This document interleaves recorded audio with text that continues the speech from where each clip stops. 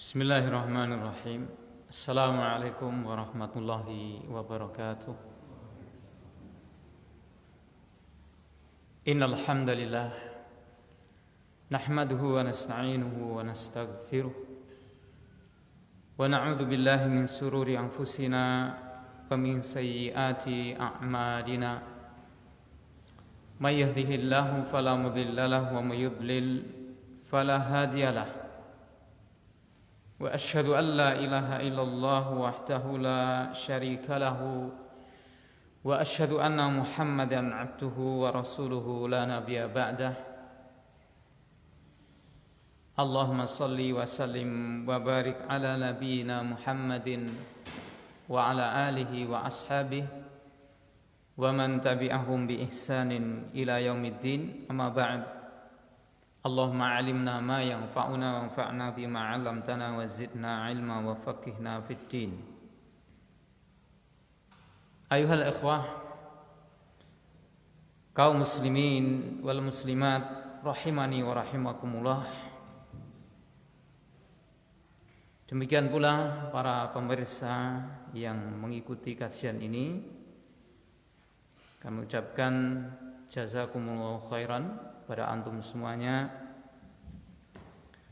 dan mudah-mudahan Allah tabaraka wa taala membimbing kita untuk senantiasa istiqamah di jalannya,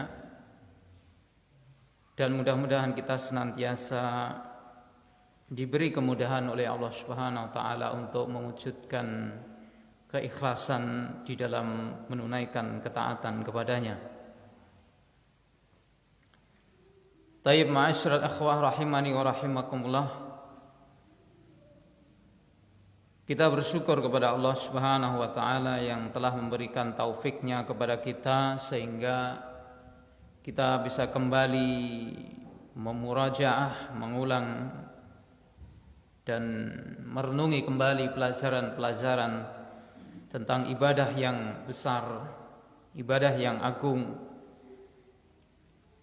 kewajiban yang paling kuat, ya, yang merupakan salah satu sendi dari Islam, yang dia adalah merupakan tiang dari al-Islam, dan dia adalah merupakan amalan yang pertama kali dihisab, ya, dihisab di hadapan Allah tabaraka wa taala di yaumil qiyamah, yang merupakan penentu dari amal seorang hamba, yang apabila mana amalan ini baik, maka amal yang lain akan terhitung baik, dan apabila mana amal ini jelek, maka yang lain akan terhitung jelek.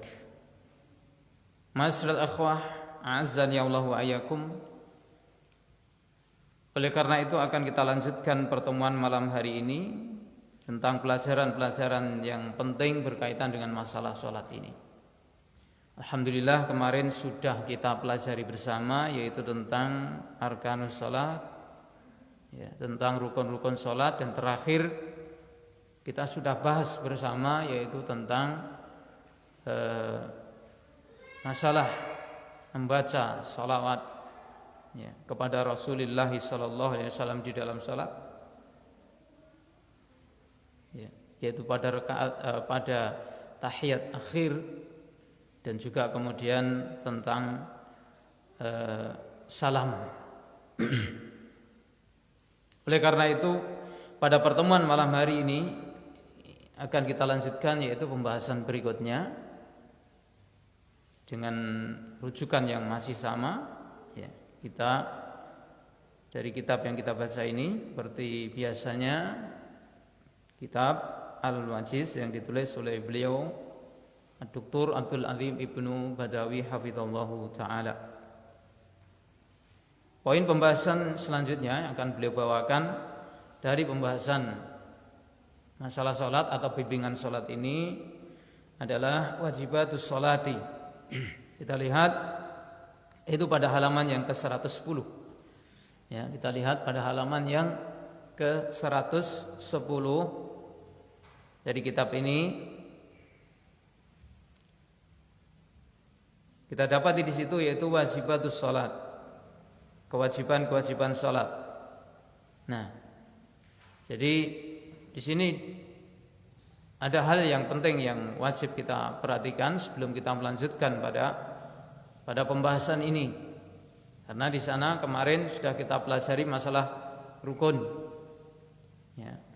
Kemudian di sini masalah kewajiban sholat. Jadi di dalam sholat, di dalam pekerjaan sholat itu ada yang diistilahkan oleh para ulama dengan rukun-rukun sholat. Dan ada pula di antaranya yang diistilahkan oleh para ulama dengan wajibatus sholat, yaitu kewajiban-kewajiban dalam sholat. Nah, dari istilah-istilah yang kita kenal ini, maka tentunya kita sudah mengetahui sekilas tentang betapa pentingnya dua poin ini, baik itu rukun maupun kewajiban-kewajiban di dalam sholat. Ma'asyiral ikhwah jamaah kaum muslimin rahimani wa rahimakumullah. Ada beberapa hal yang perlu kita perhatikan, ya, tentang apa perbedaan antara itu rukun sholat dan apa itu kewajiban-kewajiban sholat. Dijelaskan oleh para ulama bahwasannya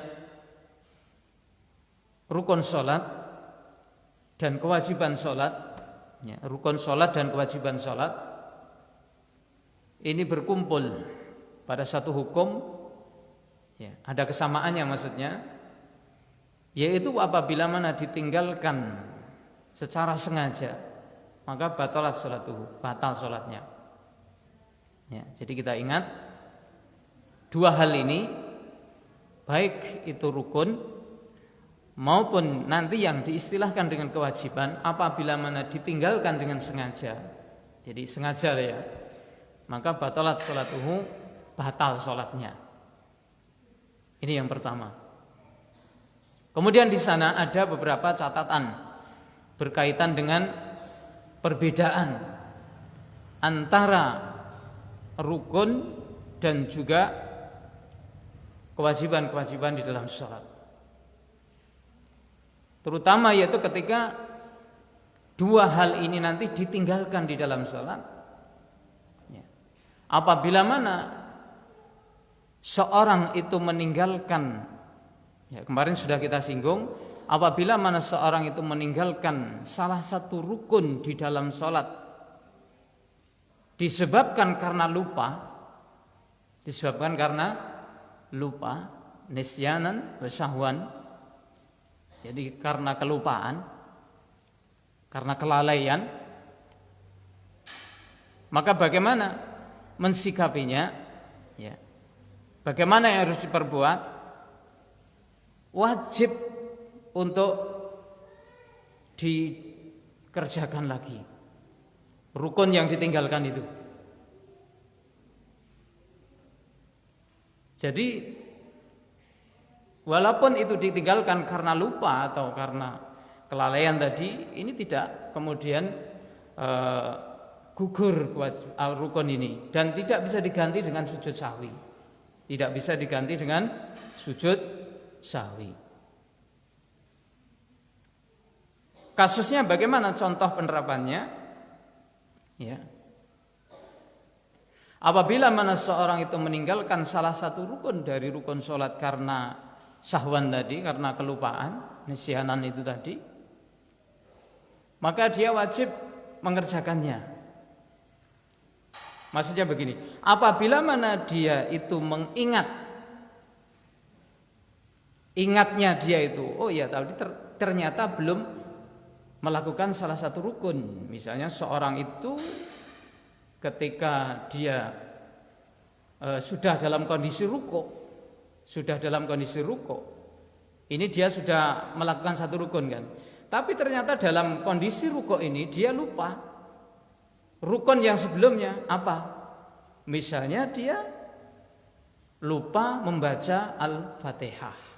Oh, ternyata tadi belum membaca Al-Fatihah. Padahal sudah dalam kondisi apa ini? Rukuk. Maka dalam kasus seperti ini dia harus kembali membaca Al-Fatihah.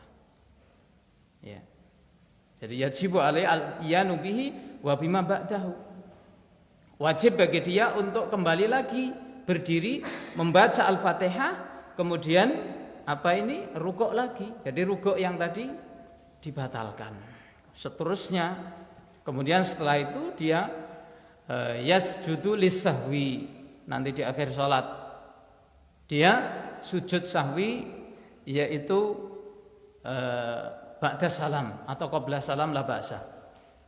Jadi sebelum salam atau sesudah salam. Ini kasus ini bisa kiaskan juga pada rukun-rukun yang lain. Misalnya yang dilupakan itu apa? Yang dilupakan itu misalnya rukuk. Ya. Ingatnya sudah ketika dia sujud. Nah ini. Akan tetapi kalau ingatnya dia itu sudah pada rakaat yang berikutnya, maksudnya pada rukun yang sama tapi di rakaat yang berikutnya. Contohnya orang lupa rukuk di rakaat yang pertama, tapi ingatnya dia itu sudah pada rukuk rakaat yang kedua. Bisa dibayangkan? Jadi ingatnya dia itu sudah pada rukuk tapi rakaat yang kedua. Maka dalam kasus seperti ini, ya, dijelaskan oleh para ulama, maka dia melanjutkan salatnya. Tapi rukuk yang dia kerjakan pada rakaat kedua ini adalah mengganti rukuk pada rakaat yang pertama tadi. Ya. Jadi rukuk yang itu tadi sebagai ganti rukuk yang pada rakaat pertama tadi. Jadi dihitung salatnya masih satu rakaat. Adapun rakaat yang hampir dia jalani pada rakaat yang kedua dibatalkan. Maka dia kemudian rukuk, sujud dan seterusnya. Setelah itu di akhir sholat dia sujud sahwi sebelum salam atau sudah salam.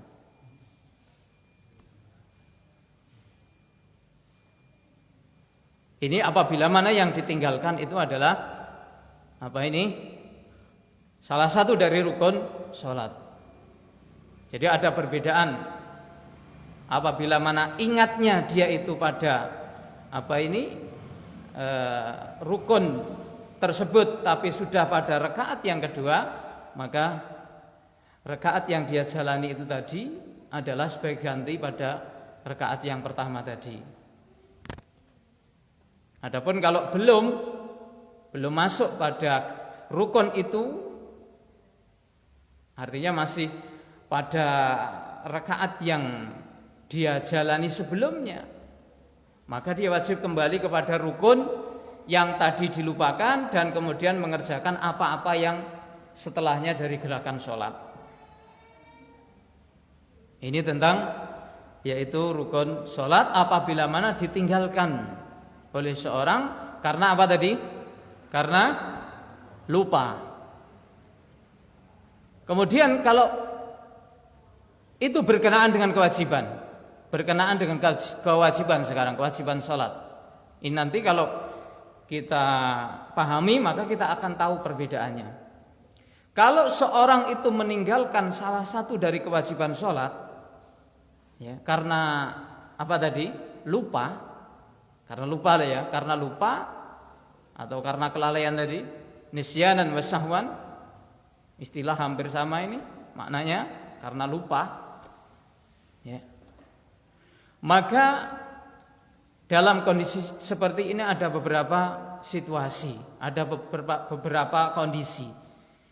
Yang pertama adalah apabila mana dia mengingat apa yang dia tinggalkan dari kewajiban sholat itu sebelum dia itu menuju sempurna pada gerakan yang berikutnya. Misalnya orang yang dia lupa tasyahud awal,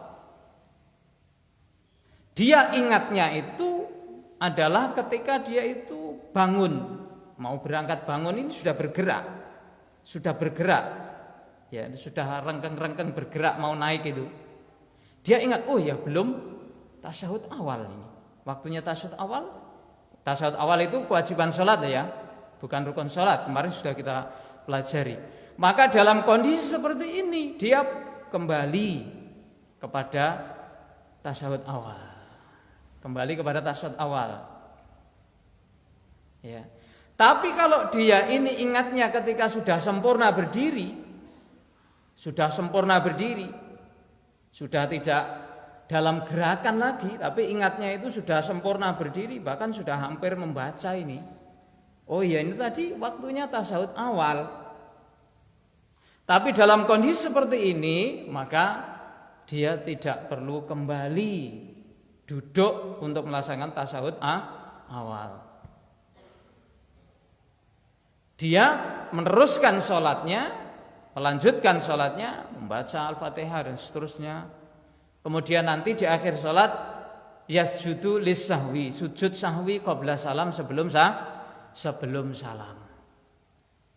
Jadi perbedaannya jelas kan antara rukun dan kewajiban. Kalau kewajiban sholat itu ditinggalkan karena lupa, kemudian dia sudah sampai pada gerakan berikutnya, maka dia tidak perlu kembali, bisa diganti dengan sujud sahwi. Jadi artinya gerakan kewajiban itu tadi sudah gugur. Tapi kalau rukun tadi nggak bisa, rukun harus kembali lagi. Ya, rukun harus kembali lagi kepada gerakan yang dia tinggalkan itu tadi. Ini perbedaannya. Jadi rukun tidak bisa diganti dengan sujud sahwi begitu saja, tetapi kewajiban bisa. Ini sebagaimana juga pernah terjadi pada yaitu salat yang dilaksanakan oleh Rasulullah SAW. Beliau salat zuhur lupa tasyahud awal, langsung berdiri. Ya, langsung berdiri sudah sempurna. Ya. Beliau tidak kembali lagi duduk. Tapi di akhir sholat beliau mengganti yang dilupakan tersebut dengan sujud sahwi. Masyaallah ikhwah, jamaah kaum muslimin rahimani wa rahimakumullah. Dan ada beberapa kasus berkaitan dengan meninggalkan rukun, kemudian meninggalkan kewajiban ini. Contohnya kalau orang itu meninggalkan rukun sholat karena jahil. Karena jahil itu maksudnya dia memang nggak tahu.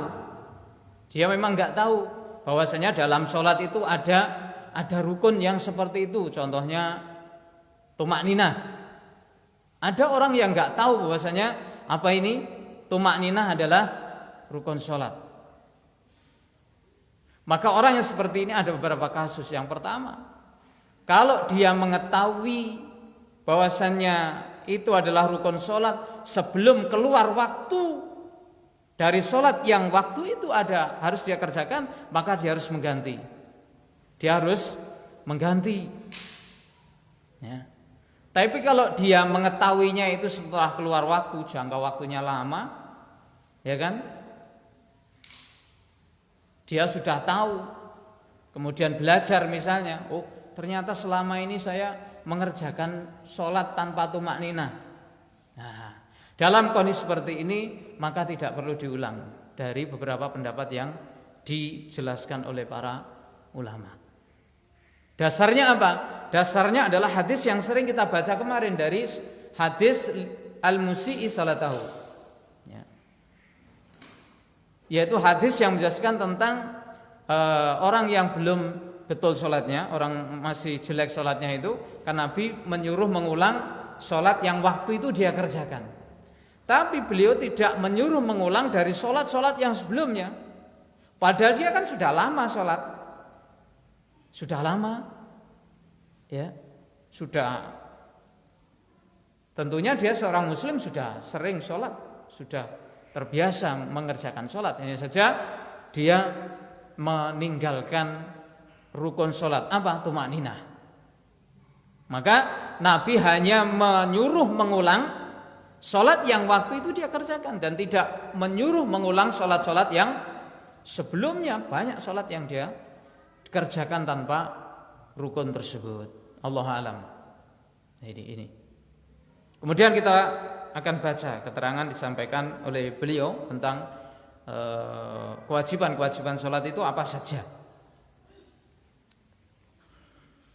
Kalau beliau mengatakan wajibatus sholat, kewajiban-kewajiban sholat. Al-awwal yang pertama adalah takbiratul intiqal wa qaulu sami'allahu liman hamidah rabbana lakal hamdu. Ya, takbirul intiqal. Takbir perpindahan. Perpindahan contohnya dari berdiri menuju rukuk. Dari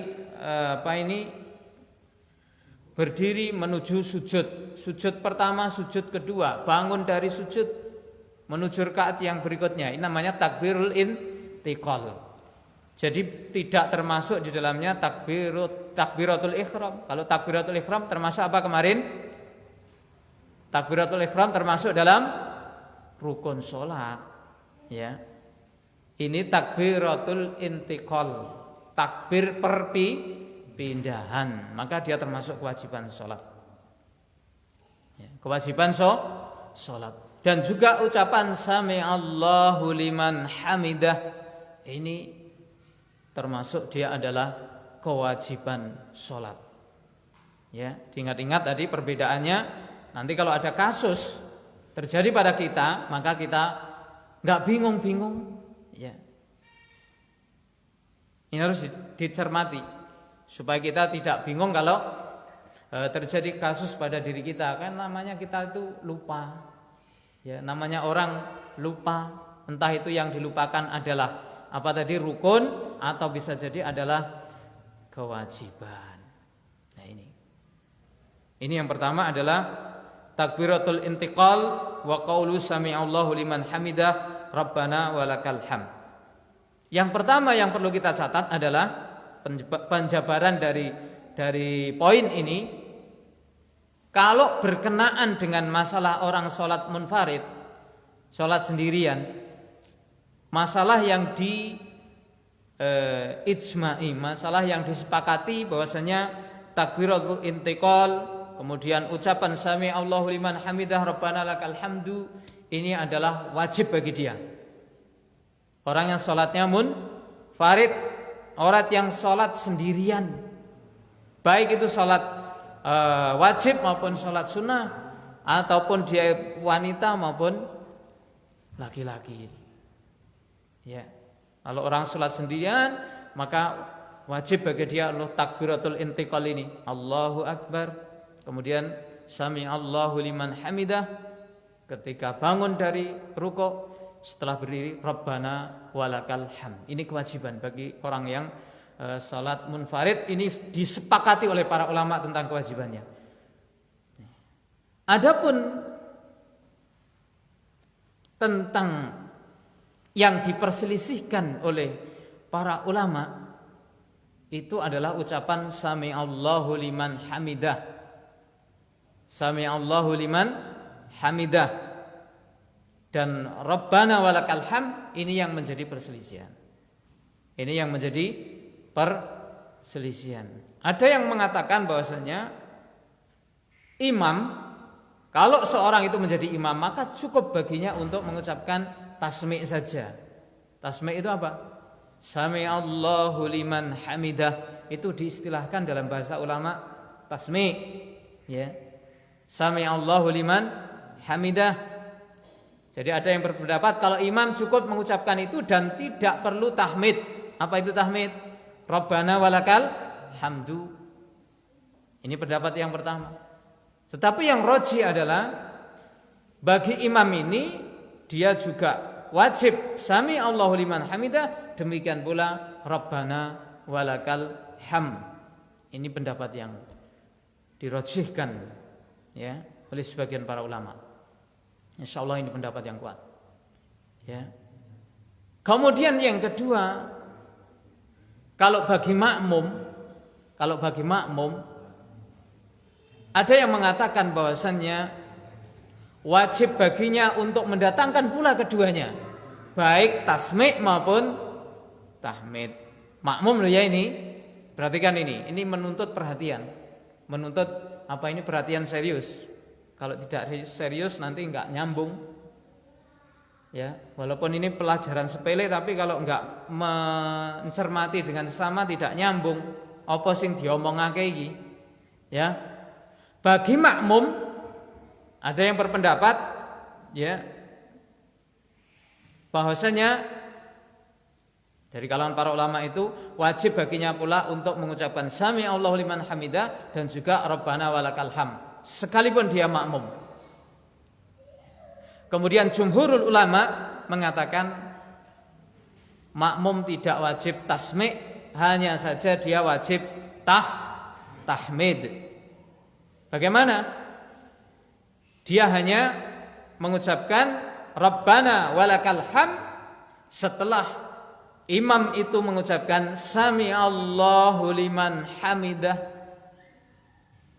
Ini pendapat yang kedua, dan ini adalah pendapat yang kuat. Ini adalah pendapat yang kuat. Ya, sebagaimana dijelaskan oleh Al-Imam Muhammad bin Shalih Al-Utsaimin rahimallahu taala. Bahwasanya pendapat yang kuat adalah yaitu makmum itu cukup menyaut rabbana walakal hamdu. Tidak perlu tasmi'-nya. Tidak perlu tasmi'-nya. Ya, tidak perlu mengucapkan sami Allahu liman hamidah. Dasarnya apa? Dasarnya adalah apa yang disabdakan oleh Rasulullah sallallahu alaihi wasallam. Innama ju'ilal imamu liyu'tama bih. Imam itu dijadikan untuk diikuti. Ya. Wa idza raka'a farka'u wa idza sajada fasjudu. Ya, antara lain beliau mengatakan wa idza qala sami Allahu liman hamidah faqulu rabbana walakal hamdu. Itu jelas sekali. Jadi sabda Nabi itu jelas sekali. Beliau mengatakan, ya, kalau imam bertakbir, kalian harus bertakbir.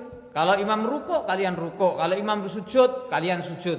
Tapi kalau imam mengucapkan sami Allahu liman hamidah, faqulu rabbana walakal ham. Ucapkan rabbana walakal ham. Ini sorry sekali. Tapi kita juga tidak kemudian menyalahkan kepada kelompok yang pertama tadi dari para ulama yang berpendapat makmum juga wajib tasmi' tadi. Ini juga dipegang oleh beberapa ulama, termasuk di dalamnya adalah Syekh Al-Albani rahimahullah taala dalam sifat salat Nabi. Kalau antum baca tadi di sana pasti kalian dapati keterangan makmum juga wajib tasmi' dan juga tahmid. Ya. Tapi jangan bingung, enggak usah bingung. Ya. Tidak usah bingung. Tadi kalau kita sudah memegang hadis yang kuat dari Nabi sebagaimana diterangkan oleh Syekh Utsaimin tadi rahimahullahu taala, kita enggak perlu bingung-bingung. Tidak perlu bingung. Kalau kita mengamalkan itu dasarnya jelas. Wis enggak usah bingung-bingung. Enggak usah ragu-ragu. Nah ini. Ya. Jadi yang kuat adalah apa tadi? Makmum cukup mengucapkan Rabbana walakal hamd setelah imam mengucapkan sami Allahu liman hamidah. Adapun kalau imam, maka yang rajih adalah wajib baginya untuk tasmi' dan sekaligus juga tahmid. Dasarnya apa? Dasarnya Nabi SAW apabila mana beliau mengucapkan sami Allahu liman hamidah, maka beliau kemudian Rabbana walakal hamd. Beliau kemudian mengucapkan setelah berdiri Rabbana walakal hamd dan seterusnya.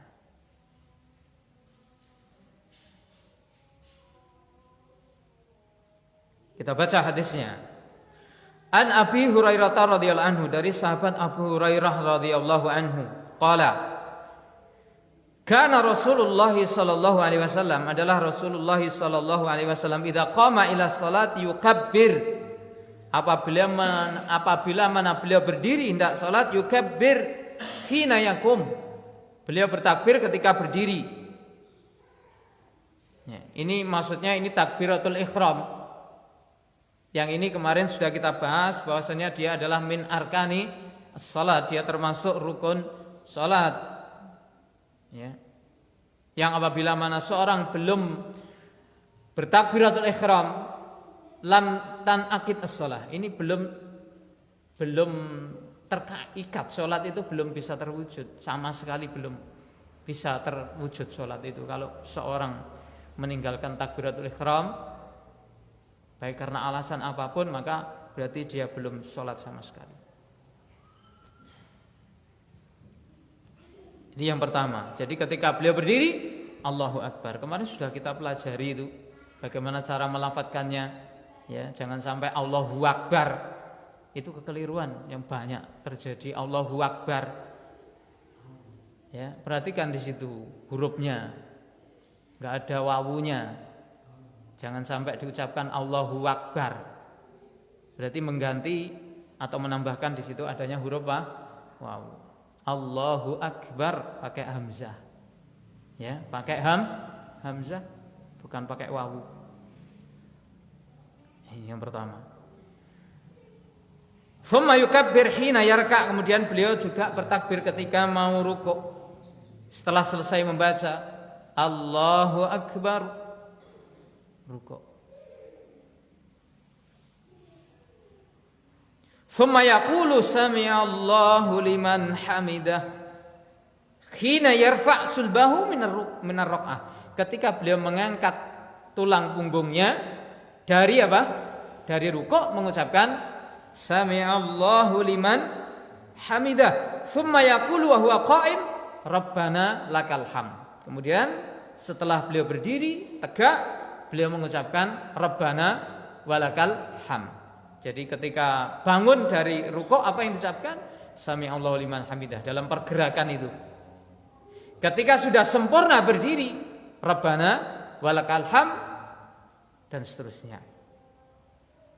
Tsumma yukabbir hina yahwi, kemudian bertakbir ketika yahwi, hina yahwi, ketika turun. Turun mau kemana? Mau sujud. Tsumma yukabbir hina yarfa' ra'sahu, kemudian bertakbir lagi ketika yarfa' ra'sahu, mengangkat kepala beliau dari sujud. Kemudian yarfa' ra'sahu, tsumma yukabbir hina yasjud, kemudian bertakbir ketika mau sujud. Tsumma yukabbir hina yarfa' ra'sahu, kemudian bertakbir lagi ketika mengangkat kepala beliau. Tsumma yaf'alu dzalika fi sholati kulliha, kemudian beliau melaksanakan seperti itu dalam setiap salat hatta yaqdiyaha, sampai selesai. Wa yukabbir hina yaqumu minas nataini ba'dal julus, dan kemudian beliau juga bertakbir hina yaqumu, ketika beliau berdiri, minas nataini, dari 2 rakaat, ba'dal julus, setelah beliau duduk. Ya, minas nataini dari 2 rakaat.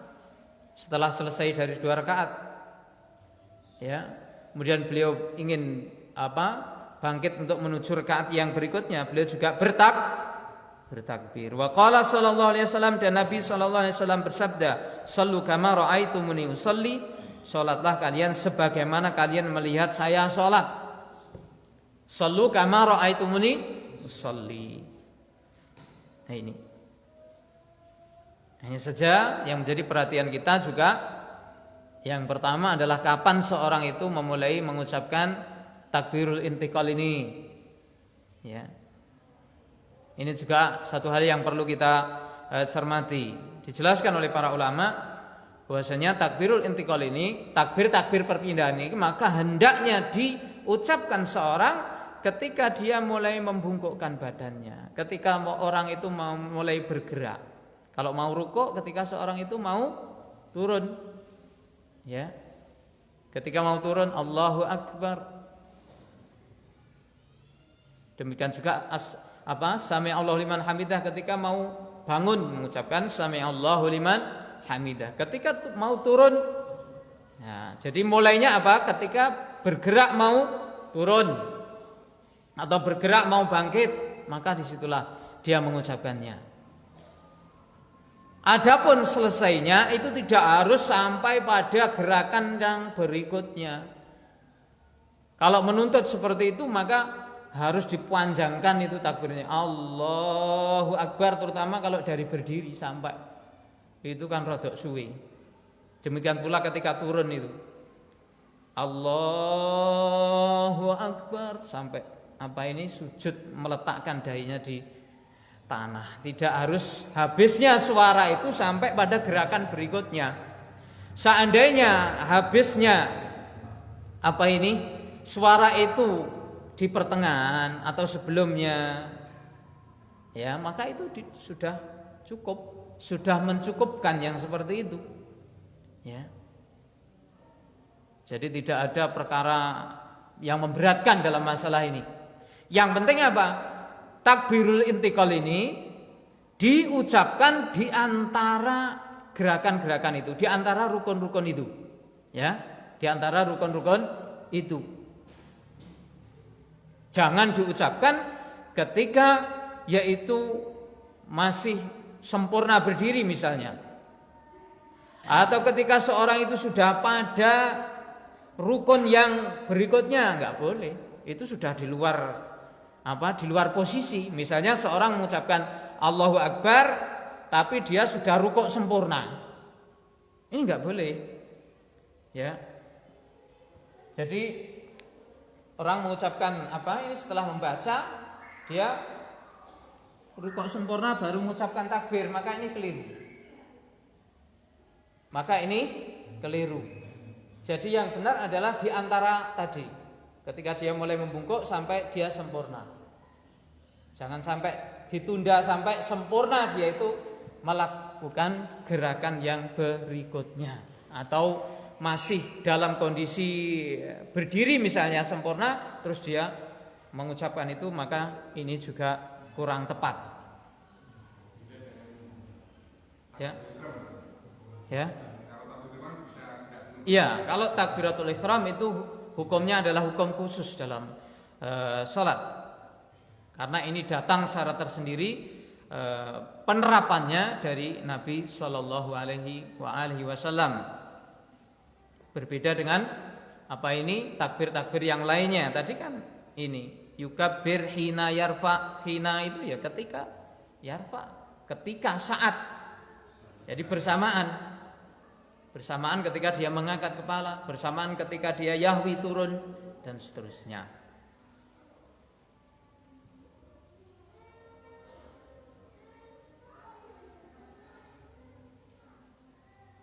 Sampai di mana tadi?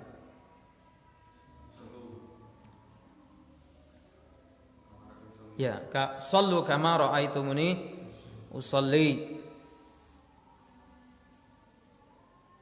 Nah, jadi ini perlu diperhatikan, baik orang yang sholat sendirian maupun sholat sebagai makmum, maupun dia sholat sebagai munfarid. Ya, ini perlu diperhatikan tentang masalah takbir ini dan kapan mengucapkannya, kaifiyahnya bagaimana. Waqad amara bidzalika al-musii salatahu, dan Nabi sallallahu alaihi wasallam telah memerintahkan hal itu kepada orang yang jelek salatnya.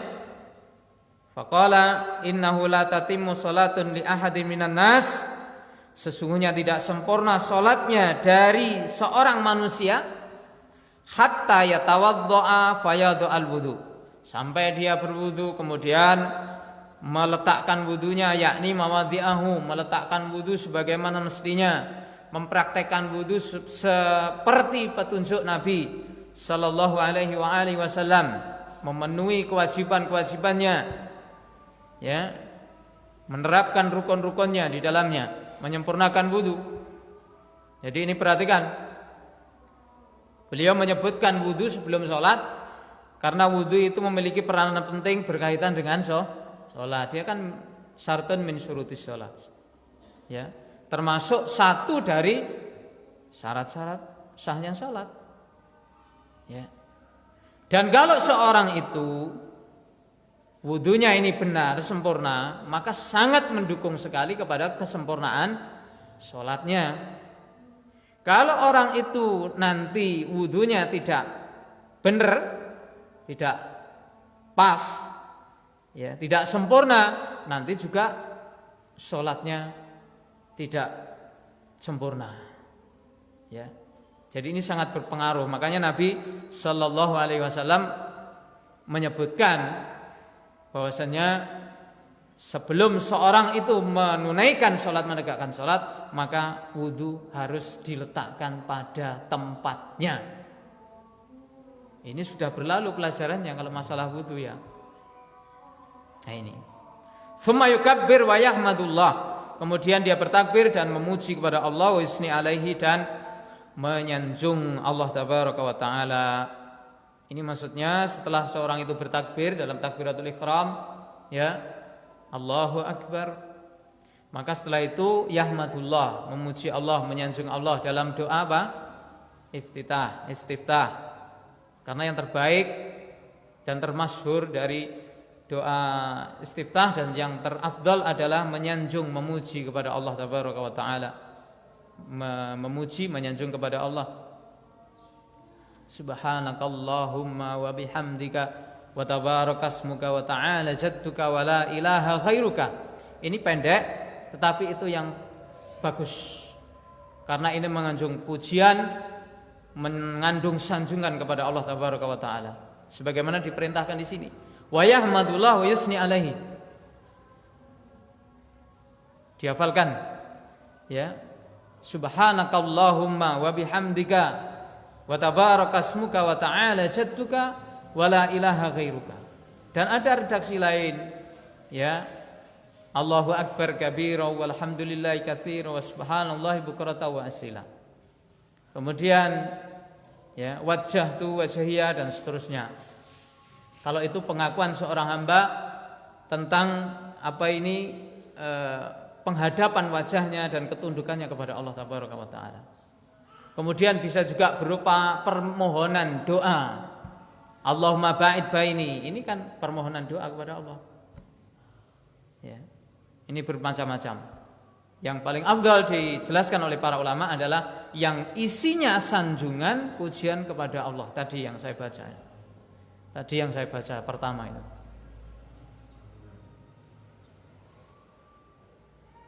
Wa yaqra bima syaa minal Qur'an, kemudian dia membaca yaitu apa yang dia kehendaki dari Al-Qur'an, yang tentunya di situ yang menjadi rukun salat apa? Surat Al-Fatihah. Tsumma yaqulu Allahu akbar, kemudian dia mengatakan Allahu akbar, tsumma yarka hatta tatma'inna mafasiluhu, kemudian dia rukuk sampai benar tumakninah mafasiluhu, ruas-ruasnya. Lah ini penekanan supaya orang itu tumakninah di dalam rukuk. Hatta tatma'inna mafasiluhu, sampai benar-benar apa ini? Tumakninah itu istiqrar, menetap, tamagun, as-sukun. Jadi sudah tenang, sudah menetap.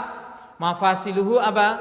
Ruas-ruasnya, ruas-ruas tubuhnya itu benar-benar sudah menempati posisi rukuk. Ini namanya tumakninah. Jadi bukan sholat yang balapan, ya. Bukan sholat yang cepat, karena ini nanti meninggalkan rukun. Cepat tapi kalau masih tumakninah masih tidak masalah. Tapi cepat sudah, cepatnya luar biasa, maka ini meninggalkan tumakninah. Sampai maca dongane ae wis gak sempat. Biar maca dongane wong waktune gak cukup sama sekali kok. Maca Fatihah ae wis gak genah suarane. Ya.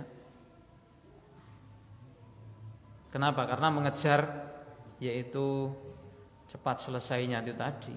Nah, ini tidak boleh dalam salat. Summa yaqulu sami Allahu liman hamidah. Kemudian dia mengucapkan sami Allahu liman hamidah hatta yastawiya qa'iman, sampai dia benar-benar berdiri sempurna.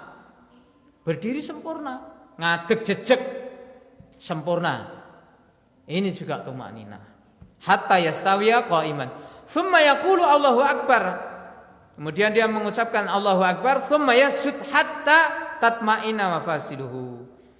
Ya, Allahu akbar, sujud sampai tumakninah ruas-ruas persendiannya. Ini. Jadi dalam ini juga sujud ini juga harus tumakninah. Tsumma yaqulu Allahu akbar wa yarfa' ra'sahu hatta yastawiya qa'idan. Kemudian dia mengucapkan Allahu akbar, mengangkat kepalanya sampai dia itu yastawiya qa'idan sampai benar-benar duduk sempurna. Tsumma yaqulu Allahu akbar, tsumma yasjud hatta tatma'inna mafasiluh. Kemudian dia Allahu akbar, sujud lagi hatta tatma'inna mafasiluh sampai sempurna tumakninah sampai tumakninah ruas-ruas persendiannya. Tsumma yarfa'u ra'sahu fayukabbir. Kemudian dia mengangkat kepalanya dengan bertakbir. Fa idza fa'ala dzalika tammat shalatuhu. Apabila mana dia mengerjakan yang demikian itu maka tamat sholatuhu. Tamat itu orang kok wis tamat iki. Ya. Tamat ini maksudnya apa? Sempurna. Ya. Orang kok tamat wis apa kae? Tamat wis bar. Wis tamat riwayate. Ya. Ini maksudnya tamat adalah sempurna. Tamat sholatuhu. Beliau mengatakan kalau orang itu sholat seperti apa yang saya jelaskan ini, kata beliau, tamat sholatuhu, maka sempurna sholatnya, hanya bagus, ya, diterima oleh Allah dan berpahala yang besar. Ini pengarahan dari beliau sallallahu alaihi wa alihi wasallam tentang takbir-takbir itu ya, tentang takbir-takbir itu dan juga bagaimana seorang itu tumakninah di dalam gerakan ataupun rukun-rukun sholat tersebut. Allahu a'lam. Kita cukupkan untuk pertemuan malam hari ini. Mudah-mudahan bermanfaat untuk kita semuanya. Nanti insyaallah pembahasan berikutnya ya masih dalam pembahasan rukun dalam pembahasan kewajiban-kewajiban sholat adalah permasalahan tentang at-tasyahudul awal, tasyahud yang pertama. Mudah-mudahan Allah tabaraka wa taala memberikan kemudahan kepada kita untuk melanjutkan pelajaran-pelajaran yang penting ini. Kita cukupkan. Subhanakallah wa bihamdika asyhadu an la ilaha illa anta astaghfiruka wa atubu ilaik. Wa khairu da'wana anil hamdulillahi rabbil alamin. Wassalamu alaikum warahmatullahi wabarakatuh.